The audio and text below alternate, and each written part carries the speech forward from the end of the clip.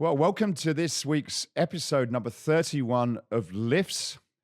An exciting week ahead. Well, certainly for me, I'm off to Texas. Not been there for a while. I'm doing Dallas, Houston, and Austin. So once I wrap this up, I'm about to jump on a plane. And I understand that you've just jumped off a plane, Mo. I literally Well, not jumped off a literally. well, yeah, well, first of all, I have not jumped off a plane yet. That is on my bucket list. But I came off a plane, had some travel issues coming back from a Taylor Swift concert, which I'm not a Taylor Swift. Swiftie. Taylor Swift, I'm not a Swiftie, but my wife is. I would highly recommend it. It is an incredible experience, really, really good show. Paramore, which is a bit more my kind of style, opened up for her. So we were in Stockholm, Sweden. Wonderful city, by the way. I've never been to Stockholm. Very nice. Incredible food, beautiful city. Yes, we went running around, and I want to go back. So when we were lucked out with incredible weather as well. So good trip all around, except for the travel back. But here we are. I made it. So I just came off a plane. You're about to head on a plane, and we have a special guest on this week, Bryan O'Rourke, CEO of Core Health and Fitness. He is, and I've told this to Bryan, so it's no secret here, but Bryan has been a mentor for me. I've been in the industry much less, Matthew, than both you and Bryan, but I've looked at the two of you as leaders and mentors in the industry. He's also the president of Fitzy and has his own podcast called Fitness Plus Technology. And I encourage everyone to subscribe and listen. And he's always got thought leaders, industry experts as well on various topics covering the industry. So, Bryan, we are really excited to have you on Lifts. Hey, thanks for having me. And both of you all have been on the podcast. Matthew's been on it more than once. In fact, I think, Matthew, after we spent our time together in Beverly Hills on your awesome podcast, which I told you I was very always admirous of what you do in the way of content, you went to see the Consumer Electronics Show after that. I think I encouraged you to do that, and now you're prophesizing all about the benefits of going to CES. I think that's really wonderful. Yeah. Without going too far off track, when I first met Bryan, I was sort of totally not against technology, but I had a very limited understanding, and Bryan encouraged me to do a few things similar to yourself, Mo. And I came back and we had an interview afterwards, and certainly it was instrumental in me getting my head around what was going on in that space, and it's a journey now I'm continuing to do my best to stay up to date with. Well, it sounds Yeah. like, Matthew, we pulled you completely in. We like sucked you into the technology vortex, and I think you've embraced it. Yeah. Well, I have got a point, and we'll leave it to the final thoughts. But I did want to throw a spanner in the works at the end, just to give us all something to think about, because I know you're the sort of tech first people. So we'll save that to the end, and hopefully people will make it all the way through to our conversations today. Well, I'm curious to know what that is, but let's go ahead and kick off. For those of you who've been listening to Lifts over the last several months, I think we're going into our 6 or 7 month at this point, Matthew. We've broken up the podcast into 3 blocks. So we typically stick to the format. We want to focus on big technology, big tech, small to mid industry, and then trends and reports. So we're going to stick to that same format here. Bryan, I'm going to kick this off. You've been CEO of Core Health and Fitness since October of 2023.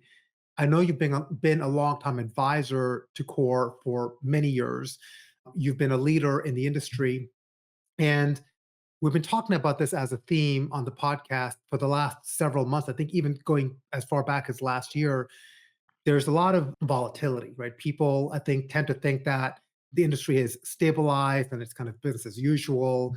We show up to work every day, do our thing, and everything's good. But that's not really the case. We each run our own businesses. I think from our perspective, at least my perspective, the industry is still evolving. It is still heavily volatile. But would love to get your perspective on the state of the commercial fitness industry, both in the US and also what you see internationally, given your vantage point now being CEO of Core. Yeah.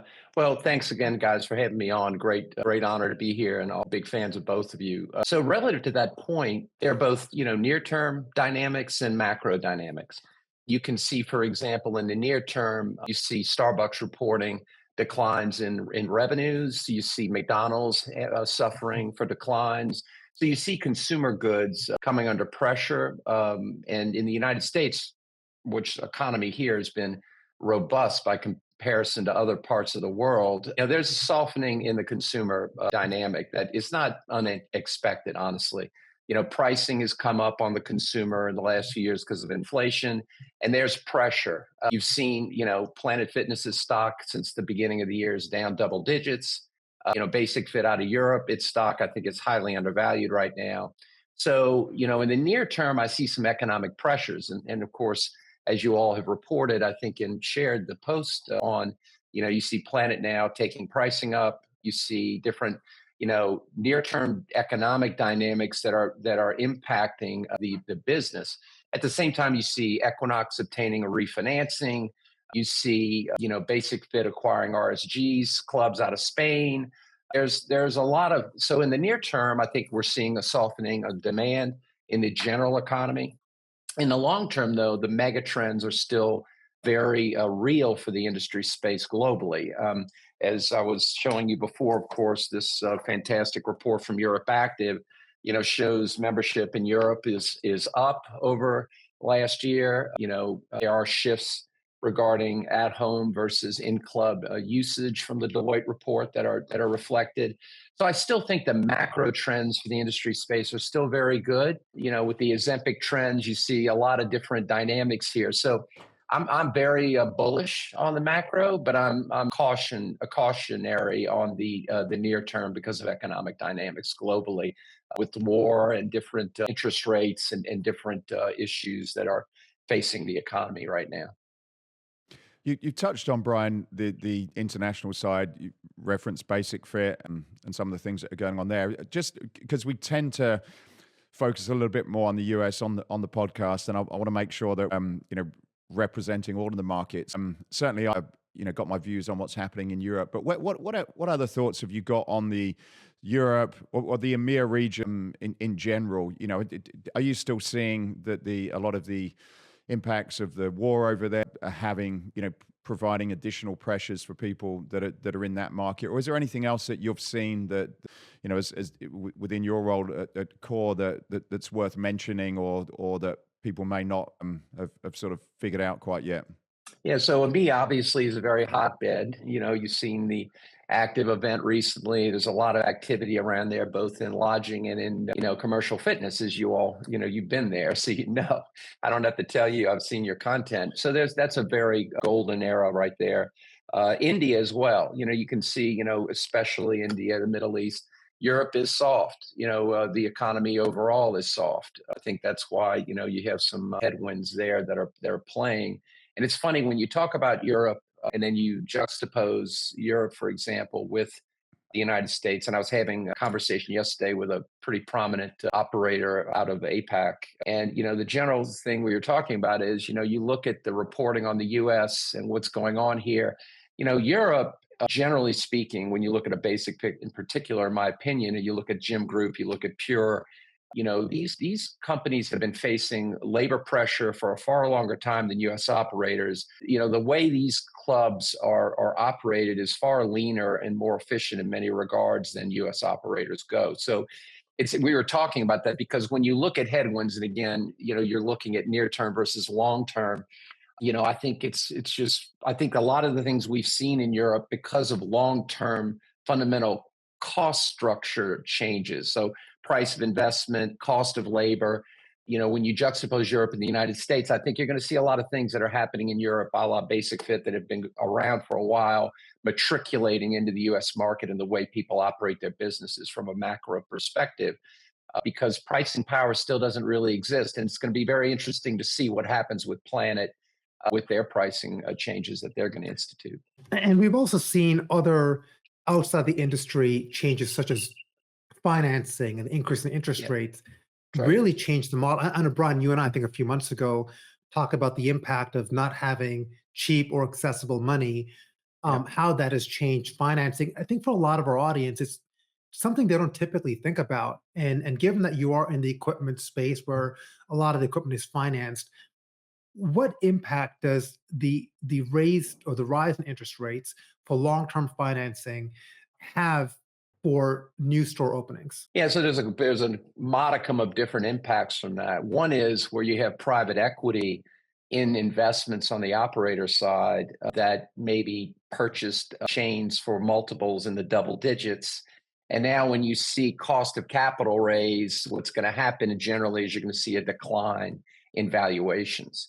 So this is going to be, this is going to impact M&A activity, in the mega sense, in the large term sense for the next couple of years. Probably it's impacting it now. In the way of further growth, of course, better capitalized operators are going to have an advantage.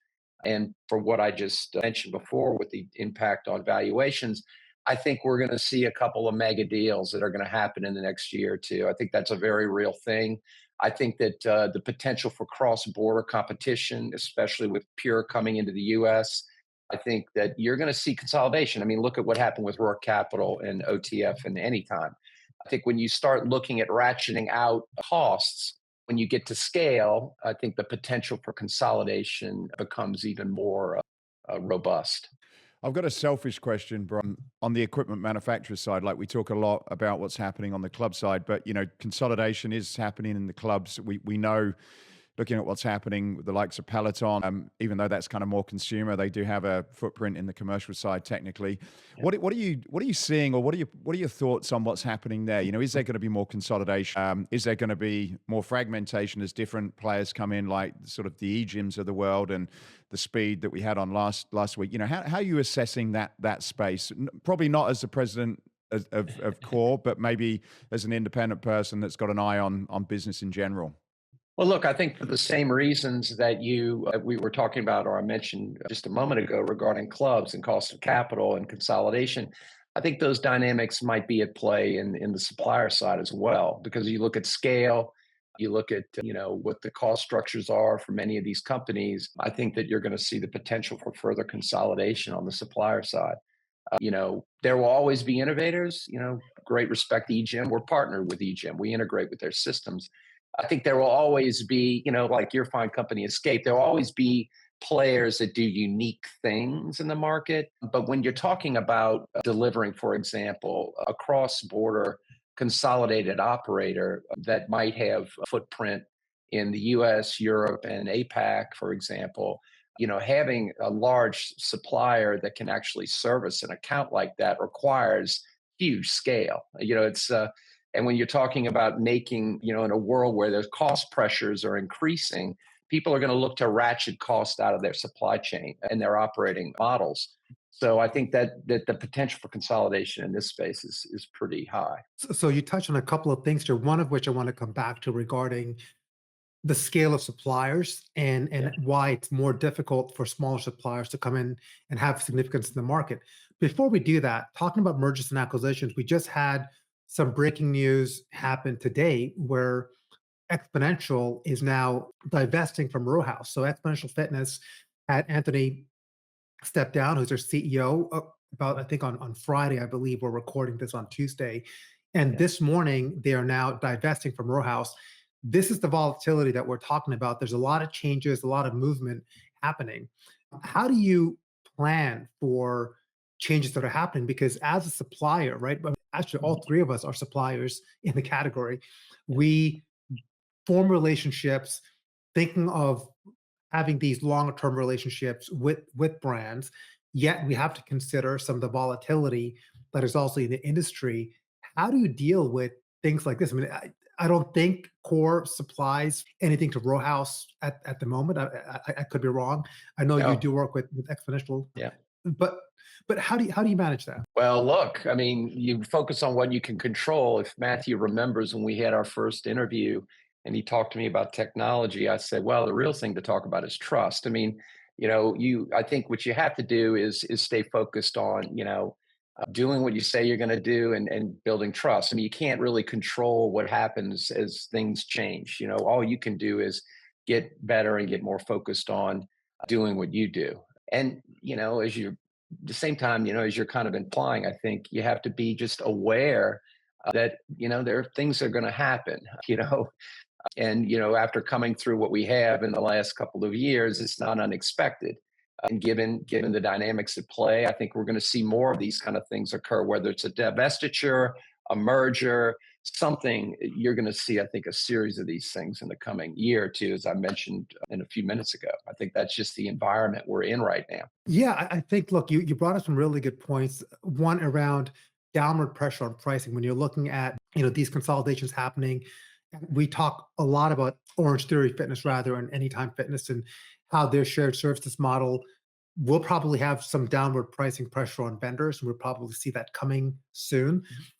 But moving on at-home fitness, they have faced a lot of headwinds. And Brian, you and I have been talking about connected fitness now for many years. In fact, I think a couple of years ago, we talked about the fact that this hockey puck, though this hockey stick trending upward, is not real, that it is bubbling, and everyone is getting excited about Peloton, exploding and other brands just coming out of nowhere. And these young companies, right, really with a founder who may not have any background in our industry, and in some cases, any background in fitness, coming up with some idea that they think is really interesting, they think it's really cool, and it then fizzles out.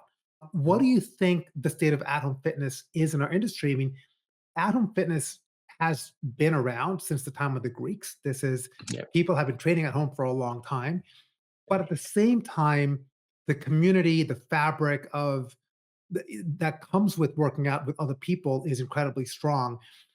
Being a manufacturer, I know you also have Core actually has an at-home line. You sell at-home products. A lot of people might not know that, but Core has a very good at-home line. What is your perspective on the state of at-home fitness? Yeah, well, obviously it accelerated a lot of demand. It pulled demand into like a little pop there, and but to your point is it's always going to be around. I think what you're seeing now, though, is kind of like you're seeing in the streaming wars, where people are just going to pay only so much for multiple subscriptions. At some point, you're going to go, well, do I really need all this? So, do you need a Peloton, an Apple Plus, or this or that, the other app? At some point in time, people hit an apex. The other thing is that, as you know, as things move digital, they get cheaper, and so you have tremendous amount of competition, tremendous amount of choice, and so I think that's one dynamic at play where there's just more and more consumer choice. So the ability to ratchet margin out of that transaction is getting more difficult. And that's what we've seen. The other dynamic when there's a lot of free money floating around, as you both well know, is CAC. People were getting money and spending 40% of that money on ads, and so you squeeze margin on the one hand, and you're driving customer acquisition cost on the other, more competition, and your lifetime value shrinking. Well, from an economic perspective, now you see what you see. That's why these businesses could not sustain themselves. But just like Peloton's still a great product in many respects, doesn't mean that their business model is one that justifies a $50 billion valuation, and there's nothing wrong with that. I think part of the narrative today is, or was at least, hopefully it'll change, is that if you don't have $1 billion idea, you stink. Well, that's a terrible, terrible thought. And in fact, there are quite a number of global trainers, and you would know, that make a very good living with a global digital footprint, and it's just them. So, while there are these pressures going on the consumer side from a scaling perspective, it's always going to be there. And now with technology platforms, even these new AI platforms, what people are able to do if they want to, and they have the right vision in creating a new business that doesn't require millions of dollars to start, is real as it ever has been. And so I'm very bullish on more innovation to come, just in the form of different types of models than what we've seen in the recent past. What do you see though, as like you've been around and seen a number of trends, and you've been around, I guess the benefit of where you sit at the moment, Brian, is you've seen booms and busts and a number of them, and you've seen the common themes between all of those, and are able to probably have a unique perspective. But what would you say are the consistencies or the fundamentals in this? Because yes, technology will continue to change probably at a faster rate than it ever has done in the past. But there are going to be some of the fundamentals that make a good business, whether it's today, yesterday, or tomorrow. So what if you had to, put your money on some ideas that we can learn from, what would you say are those fundamentals as it relates to this space that we're talking about at the moment? Well, as I mentioned before, number one fundamentals are macro trends. And those macro trends about health and wellness are very real. They're not going away. They're going to continue to drive larger share of wallet and discretionary expenditures because as people age, their health and wealth become their number one and two priorities. So those drivers remain globally for a lot of reasons that you all have opined on many times before. So that's the good news. I think the second answer to that question is outside of fundamental economics that we discussed is how long term are you viewing it? So, for example, right now, AI is all the rage. I would tell you that NVIDIA is the Cisco of the current day. When you look at AI, right now, and you look back at 1998, I think we're in a very similar dynamic. I think so. I'm trying to answer your question a long way around, Matthew, but I think that's where an example of the lens comes in because the hype cycle is a real thing. And so part of the thing that we just need to keep our minds focused on is that what you see in a very short snapshot, for example, consumer fitness, you see a spike, that doesn't mean that the consumer's fitness is coming to an end, right? Or just like you saw with the internet, with the huge explosion in the S&P 500 at the end of the 90s, and then a correction, it didn't mean that the internet wasn't going to become a main part of our world and business. They just hadn't figured it out yet. Same with AI. We're going through a hype cycle right now. There's overvaluation in the market big time. Interesting stat yesterday I heard on Scott Galloway's podcast is that for all the billions of dollars of investment going into AI, or trillions actually, in compute in general, AI's generating of revenue globally is equivalent to Subway sandwiches chain of revenue in a year, just to give you perspective, right? So, and the reason I bring this up when you say what trends you need to think about is you can't look at a short-term view or slice of the near term and conclude that that's what's going to happen. So I think, again, that's why I'm very optimistic in the long run. And I think in the near term, we're going to have to see more and more innovative models to demonstrate the benefits of these technologies and new approaches to operations to reach more customers more effectively and realize the benefit of these macro trends. And that's why I've always said the greatest business models in this industry space haven't been invented yet. So taking that, do you really think that being core or commercial brands rather are going to have an arm that is also kind of addressing this other segment of the population for at home? And we've seen that happen. More recently, Johnson Health acquired Bowflex, right? Which is a brand actually Core has had a very close relationship with for decades. We've seen Technogym continue to expand on their at-home line. Peloton, on the other end, acquired Precor, and so they have both commercial and at home. Do you think that the future really is going to be that dominant or major commercial player such as Core is also going to have to invest in supporting an at-home line? Or do you think that there's opportunity for new innovation and innovators to come through on either side independently?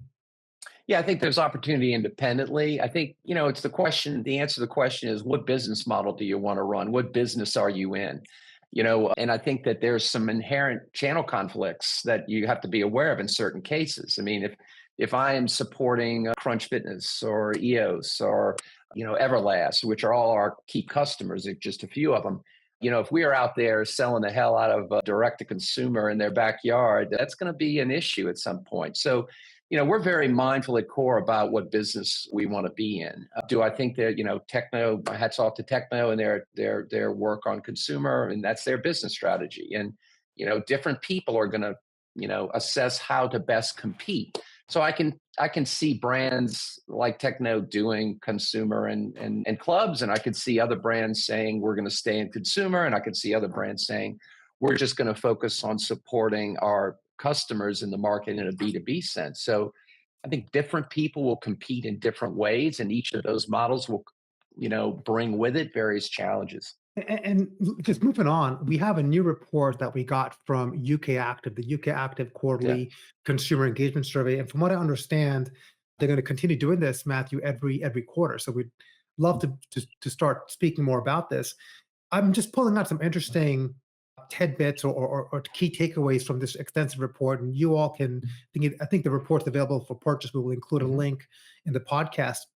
And one key takeaway, which I found interesting, and we were talking about this before the show, Bryan, is the barriers that people face when joining a gym or leisure center. The top 5 barriers really haven't changed. Number one is cost of membership. Number two is no need for membership.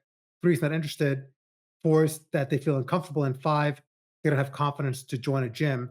When you're looking at, the gym landscape today, I've always believed that we are all serving the same 20, 30, 10%, depending on what part of the world you're in. And we're all kind of cycling through the same people over and over again. What do you think it takes to get some of the people that aren't in the fitness fold to kind of pull them in? Is it, we've seen companies come out with gaming and try to take the gaming approach that really hasn't taken off well. Other people have used like Pokemon Go and other kind of apps. What do you think gyms kind of need to do to bring in people that aren't in the fold into our ecosystem? Yeah, that's a great question. I believe that rising tides lift all boats. And then the other side of this is, I know you all have spoken about in the past, is that fitness and health is becoming ubiquitous. So when we look at gyms or fitness facilities, that's a channel of distribution.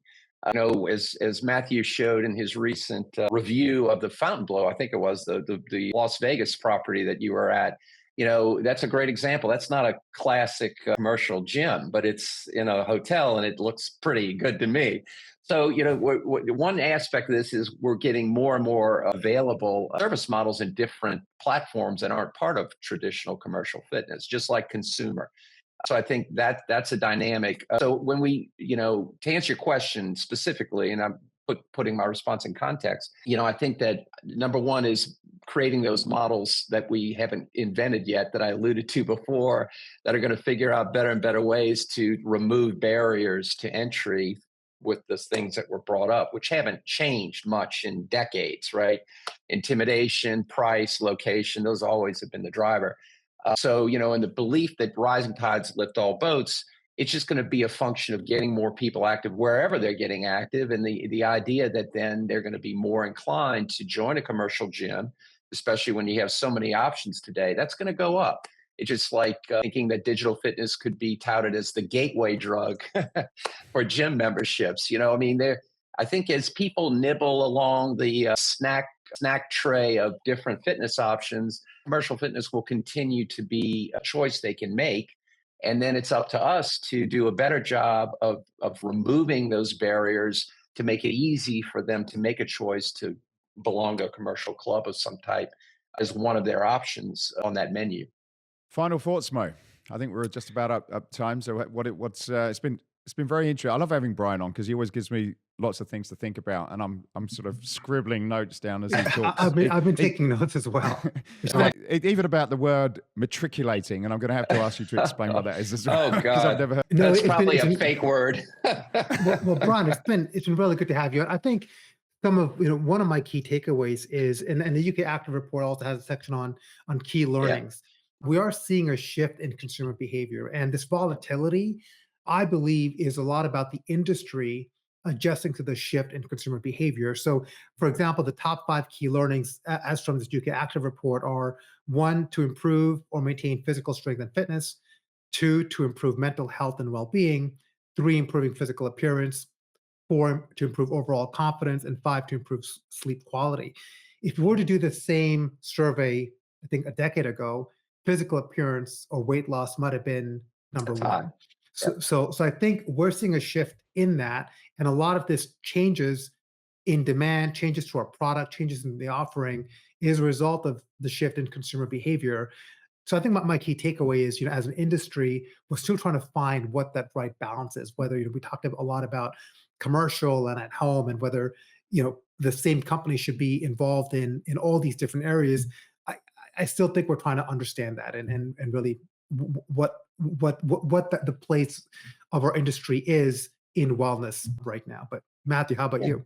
Yeah, I'll kind of link it into the point I mentioned at the beginning. I think there is a big push to technology, and I'm certainly not changing my stance on this by all means. But I was sort of reading Instagram over the weekend, and this post caught my attention about Ibiza, because they're doing the opening parties there, and I was trying to convince my wife to say, "Hey, look, it's about time we went back to Ibiza." But they were talking about introducing this no phones policy on the dance floor. Yeah. There's a guy, DJ Damien Lazarus. That it was interesting relating to the comments that you said about the report, where people feel intimidated and have issues with their confidence. And he was saying that, according to this article from Mixmag, it was saying, from open to close, we take pride in creating a totally unique environment centered around a mystical temple. It's a proper session where we lose our inhibitions and can enjoy a sense of freedom as we enforce our groundbreaking no phones policy inside the room. And it sort of goes on to say that back in 2018, a survey found that 70% of clubgoers hate people using their phones on the dance floor. And I think, we will start, my prediction is a little bit like how the fitness industry has gone primal, whether it's primal foods and primal movements. I think there'll be this going back to some of the basics, where you can go into the gym, you haven't got people filming themselves and taking pictures of themselves and that kind of stuff. And you can sort of lose your inhibitions. I think Les Mills do a great job at this, and some of the other boutique studios, but just being able to technically escape and forget about technology and just focus on yourself, whether that's your mental well-being or physical, and not have to worry about being judged. Certainly reading that report, I think that's something where there's still an opportunity for someone in the industry to come out with a way where people can genuinely feel as though they're getting away from themselves on some level.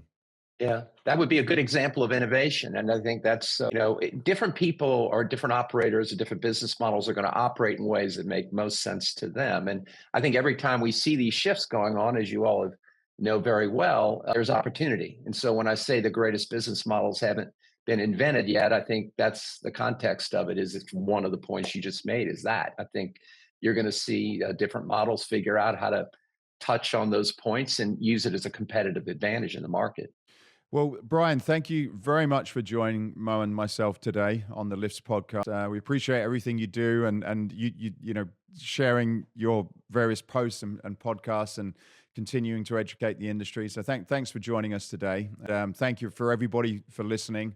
And if you've enjoyed any of this, then please, all we'd ask is if you can give it a share, tell a few people about it so we can get the information out to more people. And as Bryan says, a rising tide raises all boats, and that's really what we're all doing here today. Yeah, great to see you guys. Thanks so much for having me on, and a big fan of all you all do. So keep it up. We love it. Thank you very much. Thanks so much, Bryan.